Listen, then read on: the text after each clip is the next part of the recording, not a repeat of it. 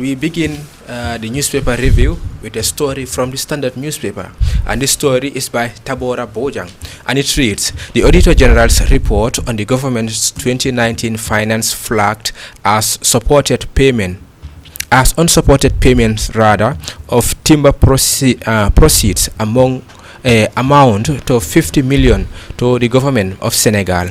The auditors said during their examination of payment vouchers, they discovered that the Accountant General had written to the Central Bank of the Gambia on December 12, 2019, requesting the transfer of $50 million from the special deposit accounts to the state of Senegal. The auditor further noted the payment of $49,999,000 to the government of Senegal on December 30th, 2019, in respect of the timber proceeds, adding that these transfers were made outside the government's integrated financial management information system, and there was no evidence of agreement or MOU between the government of the Gambia and that of Senegal to support the transaction. In light of these findings, the Finance and Public Account Committee of the National Assembly, Fpac, passed a resolution on September 2023 calling for the permanent secretary at the Ministry of Environment to provide to the Auditor General and the Fpac all agreements they have with the government of Senegal relating to all foreign timber seized on Gambian soil and all payments made from the proceeds. I think we can hold it there. Okay. Yes. Basically, it talks about the sale of timber and the government of the Gambia paying a good sum, $50 million to the government of Senegal. And based on what we heard from the report, there is nothing like an agreement or an MOU between these two countries, or when it comes to the sale of timbers in this country and the payment of these proceeds to the Senegalese government. And there is no contract? There is no MOU? There is no MOU. Maybe there is a verbal one with the Fpac committee. No.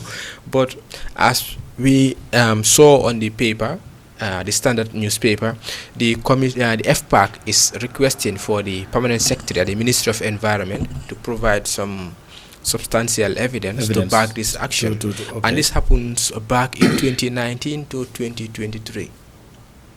Oh my God. Yes. So nobody knows. You go, the Senegalese authorities will frown against this timber. In fact, they are soldiers, not allegedly, but have borne trucks carrying timbers. In fact, I can recall that one of their this accident is because a truck from the Gambia ran into the Casamance. From Senegal, yes, ran into the Gambia. Then later, when they cased it ran into Casamance. Luckily, there were some elements of the MFDC, and they opened fire to the Senegalese troops, which led to their recent conflict not long ago. I cannot remember that particular year, but this is what transpired in the name of timber. Even inside, their forestry officers have allegedly actioned some trucks carrying timber coming to the Gambia.